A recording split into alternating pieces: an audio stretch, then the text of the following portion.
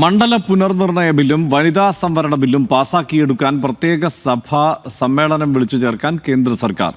August 17 മുതൽ 3 ദിവസത്തെ പ്രത്യേക സമ്മേളനം വിളിക്കാനാണ് ആലോചന. രാജ്യസഭയിലേക്ക് തെരഞ്ഞെടുക്കപ്പെട്ട പുതിയ NDA MP-മാർക്കായി രാവിലെ ഒരുക്കിയ ചായ സൽക്കാരത്തിൽ പ്രധാനമന്ത്രി നരേന്ദ്രമോദിയും പ്രത്യേക പാർലമെന്റ് സമ്മേളനം സംബന്ധിച്ച് സൂചന നൽകിയിരുന്നു.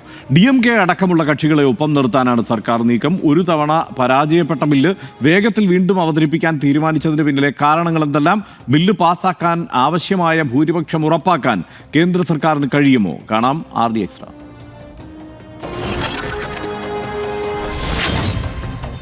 മണ്ഡല പുനർനിർണയ ബില്ലും വനിതാ സംവരണ ഭേദഗതി ബില്ലും പരിഗണിക്കാൻ ഓഗസ്റ്റ് 13 അവസാനിക്കുന്ന വർഷകാല സമ്മേളനത്തിന് ശേഷം ഉടൻ തന്നെ പാർലമെന്റിന്റെ പ്രത്യേക സമ്മേളനം വിളിച്ചുകൂട്ടാനാണ് കേന്ദ്ര സർക്കാർ ലക്ഷ്യമിടുന്നത്. ഇതിനു മുൻപ് ലോക്സഭയിൽ ബില്ല് പാസാക്കാനാവശ്യമായ 3/2 ഭൂരിപക്ഷം ഉറപ്പാക്കാൻ സാധിക്കുമെന്നാണ് കേന്ദ്ര സർക്കാർ കരുതുന്നത്. ആവശ്യമായ അംഗസംഖ്യ ലഭിച്ചാലുടൻ ബില്ല് അവതരിപ്പിച്ചേക്കുമെന്നും സൂചനയുണ്ട്. കഴിഞ്ഞ ഏപ്രിലിലാണ് ആദ്യമായി 131ാമത് ഭരണഘടനാ ഭേദഗതി ബില്ലിന്റെ ഭാഗമായ വനിതാ സംവരണ ബില്ലിനോടൊപ്പം മണ്ഡല പുനർനിർണയ ബില്ലും കേന്ദ്ര സർക്കാർ ലോക്സഭയിൽ അവതരിപ്പിച്ചത്. എന്നാൽ 3/2 ഭൂരിപക്ഷം ലഭിക്കാത്തതിനെ തുടർന്ന് ബില്ല് പാസ്സാകാതെ പോവുകയായിരുന്നു. എന്നാൽ നിലവിൽ സാഹചര്യങ്ങൾ കൂടുതൽ അനുകൂലമായതിനെ തുടർന്നാണ് കേന്ദ്ര സർക്കാരിന്റെ പുതിയ തിരക്കിട്ട നീക്കം.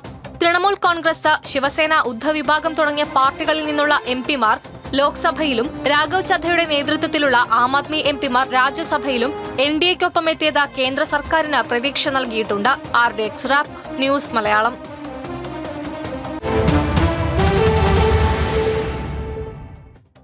ഇതിനകത്ത് രണ്ട് കാര്യങ്ങളാണ് ഞാൻ കാണുന്നത്. ഒന്ന്, ഇത് പാസ്സാക്കാൻ എന്തെങ്കിലും സാധ്യതയുണ്ടെങ്കിൽ അങ്ങ് പാസ്സാക്കി എടുക്കുക. പക്ഷേ ഇപ്പോഴും ഭൂരിപക്ഷം തികയ്ക്കാനാവില്ല എന്നുള്ളത് യാഥാർത്ഥ്യമായി നിലനിൽക്കെ ഇപ്പോൾ ഇത് അവതരിപ്പിച്ചാൽ ചർച്ച ഏതാണ്ട് സമ്പൂർണ്ണമായി വനിതാ വിരുദ്ധരായ പ്രതിപക്ഷത്തിനെതിരെയുള്ള ആരോപണങ്ങളിൽ കേന്ദ്രീകരിക്കാൻ പറ്റും.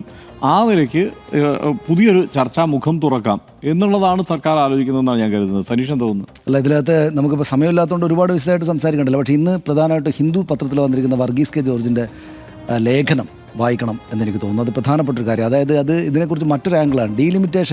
Delimitation may be less attractive for BJP now എന്നാണ്. അതായത് BJPക്ക് ഇപ്പോൾ ആകർഷകത്വം കുറഞ്ഞൊരു പരിപാടിയാണ് ഡീലിമിറ്റേഷൻ എന്ന് പറയുന്നത്. വായിക്കുമ്പോൾ നമ്മൾ ഇവരിത് മത്സരിച്ചങ്ങ് നടപ്പാക്കിയാൽ എളുപ്പം ഉള്ള കാര്യമല്ല എന്നാണ് അതിനകത്ത് പറയുന്നത്. അദ്ദേഹം പറയുന്നത് ഈ ജന്തർ മന്ദർ സമരവും ബങ്കിപ്പൂരിലെ തോൽവിയും ഇത് രണ്ടിനെ ചേർത്ത് വെച്ച് അദ്ദേഹം പറയുന്നത്. അതായത് സാധാരണഗതിയിൽ ഈ ഒരു വോട്ട് ബേസ് ഇവിടെ BJP അല്ലെങ്കിൽ ഏതെങ്കിലും ഒരു പാർട്ടി ഉറപ്പായിട്ടും ജയിക്കും ഇന്ന മണ്ഡലത്തിൽ എന്ന് ഉറപ്പുള്ള, ഇന്ന പ്രദേശത്ത് എന്തായാലും അവരുടെ വോട്ടാണെന്ന് ഉറപ്പുള്ള സ്ഥലം ധൈര്യമായിട്ടുള്ളത് കൊണ്ടാണല്ലോ അവിടെ ഈ പറയുന്ന മണ്ഡല പുനർനിർണയം നടത്തുന്നത്. അതിൻ്റെ ധൈര്യം അതാണല്ലോ. അതായത് അതിനിപ്പോൾ ജെറി മാൻഡറിങ് എന്നൊരു പേരാണ് അതിനകത്ത് കണ്ടത്. ജെറി മാൻഡറിങ് ഞാൻ വായിച്ചു നോക്കുമ്പോൾ 1812 അമേരിക്കയിലെ മസാച്യുസെറ്റ്സ് ഗവർണർ ജെറി എന്നയാൾ അയാളുടെ പേര്. അയാൾ ഇങ്ങനൊരു സമാനമായ സാഹചര്യത്തിൽ ഒരു മണ്ഡലം ഉണ്ടാക്കി. അത് ഒരു അരണയുടെ പോലെയാണ്, ഇങ്ങനെ നീളത്തിലാണ്. അപ്പോൾ ഈ സലമാൻഡർ എന്ന് പറയുമല്ലോ, അപ്പോൾ അതിൻ്റെ രൂപത്തിലാണ് ഉണ്ടാക്കി. അപ്പോൾ അങ്ങനെ പിറ്റേന്നൊരു പത്രം എഴുതി ജെറി മാൻഡർ എന്നൊരു പത്രം 1812 എഴുതി. അപ്പോൾ അങ്ങനെയാണ് എന്താണ്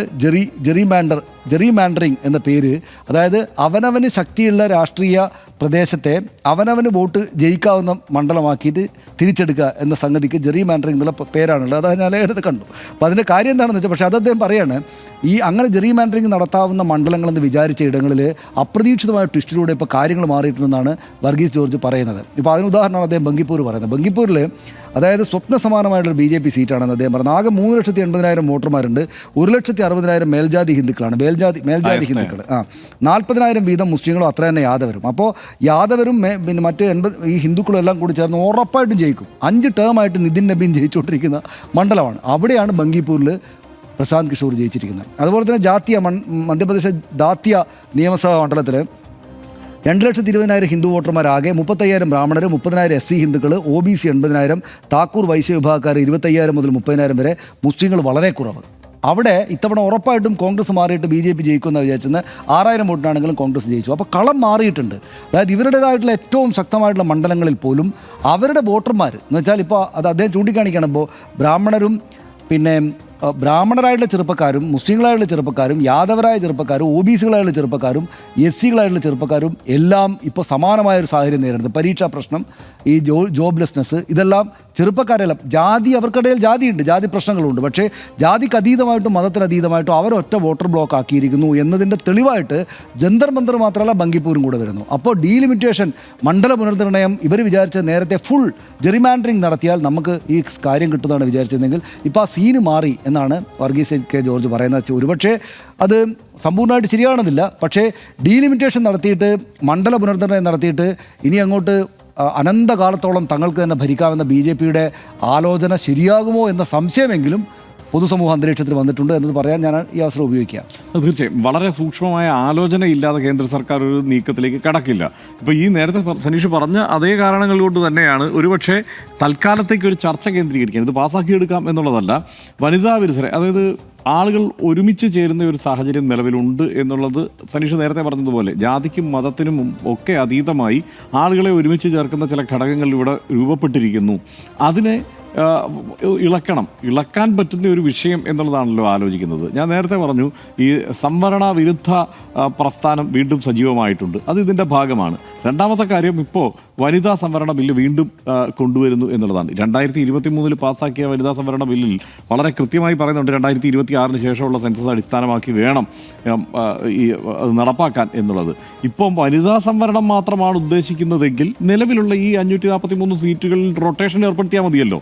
അപ്പോൾ അത് ചെയ്യുന്നില്ല. അതിന് പകരം ഈ പുതിയ, അതായത് അതിൻ്റെ മറവിൽ മണ്ഡല പുനർനിർണ്ണയം നടത്തിക്കൊണ്ട് സീറ്റുകളുടെ എണ്ണം 850 വർദ്ധിപ്പിച്ചുകൊണ്ട് അതിൽ സീറ്റ് വനിതകൾക്ക് കൊണ്ടുവരിക എന്നുള്ള തന്ത്രപരമായ ഒരു സാധനമാണ് മുന്നോട്ട് വയ്ക്കുന്നത്. നടപ്പാവാനുള്ള സാധ്യത താരതമ്യേന വളരെ കുറവാണ്. അല്ലെങ്കിൽ അങ്ങനെയുള്ള വേറെ ഓപ്പറേഷൻ ലോട്ടസ് വല്ലതും നടക്കണം. പക്ഷെ തൽക്കാലം അതിന് സാധ്യത കുറവാണെങ്കിലും ഇതിൽ നഷ്ടമുണ്ടാവില്ല എന്നുള്ളതാണ് ഇപ്പോഴത്തെ ആലോചന. തിടുക്കപ്പെട്ടത് കൊണ്ടുവരുന്നത് ഈ ചർച്ച വരുമ്പോൾ ഇതാണ് വനിതാ വിരുദ്ധർ, സ്ത്രീ വിരുദ്ധരായ ഒരു പ്രതിപക്ഷം എന്നുള്ള സംഗതിയിലേക്ക് ഇതിനെ കൊണ്ടുവരാൻ ഒരുപക്ഷേ പറ്റിയേക്കാം എന്നുള്ളതാണ് അവർക്ക് പ്രതീക്ഷ കൊടുക്കുന്ന കാര്യം. അല്ലെങ്കിൽ ഇതിനകത്തുള്ള കുഴപ്പം പാസ്സാക്കി എടുക്കുന്നു എന്നുള്ളൊരു സാഹചര്യം തന്നെയാണ് ഉണ്ടാകുന്നതെങ്കിൽ ഇതിനകത്ത് ഗുരുതരമായ പ്രശ്നങ്ങളുണ്ട്. അപ്പോൾ ഈ പറയുന്ന ദക്ഷിണേന്ത്യൻ സംസ്ഥാനങ്ങൾക്ക് ആകെപ്പാടെ പ്രശ്നമുണ്ടാക്കുന്ന തരത്തിലായിരിക്കും, ഈ യൂണിയൻ ഓഫ് സ്റ്റേറ്റ്സിൻ്റെ സങ്കല്പത്തിന് തന്നെ വിരുദ്ധമായിട്ടായിരിക്കും ഇതിപ്പോൾ നടപ്പാക്കാൻ പോകുന്നത് എന്നുള്ള ആരോപണത്തിന് പ്രസക്തിയുണ്ട്. ഇക്കാര്യത്തിൽ രാഷ്ട്രീയത്തിനപ്പുറത്ത് പ്രാദേശികമായിട്ടുള്ള വികാരം തന്നെ ഉണരുന്ന തരത്തിൽ ദക്ഷിണേന്ത്യൻ സംസ്ഥാനങ്ങളിൽ ഈ പ്രശ്നങ്ങൾ കൂടുതൽ രൂക്ഷമാകും, ഇതിനെതിരെയുള്ള ആരോപണങ്ങൾ രൂക്ഷമാകാനുള്ള സാധ്യത നിലനിൽക്കുകയാണ്. ആ നിലയ്ക്കാണ് എനിക്കതിനകത്ത് തോന്നുന്നത് ഈ ഇതിൽ യഥാർത്ഥത്തിൽ നടപ്പാക്കാനുള്ള, അതായത് വനിതാ സംവരണം എന്നത് മാത്രമാണ്, അല്ലെങ്കിൽ സ്ത്രീ ശാക്തീകരണം എന്നത് മാത്രമാണ് ലക്ഷ്യമെങ്കിൽ ഈ 543 സീറ്റുകളിൽ റൊട്ടേഷൻ നടപ്പാക്കുക എന്നുള്ളത് തന്നെയാണ് സർക്കാരിന് ചെയ്യാനുള്ളത്. പാർലമെന്റിൽ 33% വനിതാ സംവരണം നടപ്പാക്കുക എന്ന ആവശ്യത്തിൻ്റെ മറപറ്റി മണ്ഡല പുനർനിർണ്ണയ ബില്ല് കൂടി പാസ്സാക്കിയെടുക്കുക എന്നതാണ് കേന്ദ്ര സർക്കാർ തവണ ലക്ഷ്യമിടുന്നത്. എന്നാൽ വനിതാ സംവരണത്തോട് വിയോജിപ്പില്ലെന്നും മണ്ഡല പുനർനിർണ്ണയത്തിൻ്റെ വ്യവസ്ഥകളോടാണ് എതിർപ്പെന്നുമുള്ള അതേ നിലപാട് തുടരുകയാണ് പ്രതിപക്ഷം. എന്നാൽ മുൻപ് ആ നിലപാട് സ്വീകരിച്ചവരിൽ പലരും നിലവിൽ NDAയ്ക്കൊപ്പമാണ് എന്നതാണ് കേന്ദ്ര സർക്കാരിനെ ഈ തിടുക്കപ്പെട്ടുള്ള നീക്കത്തിന് പ്രേരിപ്പിക്കുന്നത്. അതോടൊപ്പം ഇന്ത്യ മുന്നണിയിലെ അഭിപ്രായ വ്യത്യാസങ്ങൾ കൂടി മുതലെടുത്ത് കൂടുതൽ ആളുകളെ തങ്ങളുടെ പാളയത്തിലെത്തിക്കാൻ സാധിക്കുമോ എന്നും BJP നേതാക്കൾ പരിശ്രമിക്കുന്നുണ്ട്. കോൺഗ്രസിനോട് തെറ്റിപ്പിരിഞ്ഞ DMK അടക്കമുള്ളവരുമായി ഇതിൻ്റെ ഭാഗമായി ചർച്ചകൾ ആരംഭിച്ചിട്ടുണ്ട് എന്നാണ് സൂചന. മാത്രമല്ല ബില്ലുകൾ പാസ്സാക്കിയെടുക്കുന്നതോടെ ധർമ്മേന്ദ്ര പ്രധാന്റെ രാജിയും ഉപതെരഞ്ഞെടുപ്പിലെ തോൽവിയും ഉൾപ്പെടെ BJPക്ക് ഉണ്ടായിട്ടുള്ള ക്ഷീണം മറികടക്കാൻ സാധിക്കുമെന്നും അവർ കണക്ക് കൂട്ടുന്നു. എന്നാൽ ഓഗസ്റ്റ് 17 എന്ന ചുരുങ്ങിയ സമയത്തിനുള്ളിൽ ബില്ലുകൾ പാസ്സാക്കിയെടുക്കാൻ എന്തെല്ലാം നീക്കങ്ങളാണ് കേന്ദ്ര സർക്കാരും NDAയും കരുതി വച്ചിരിക്കുന്നതെന്ന് വരും ദിവസങ്ങളിൽ കണ്ടറിയേണ്ടതുണ്ട്. RDX ഇവിടെ പൂർത്തിയാകുന്നു. Good night.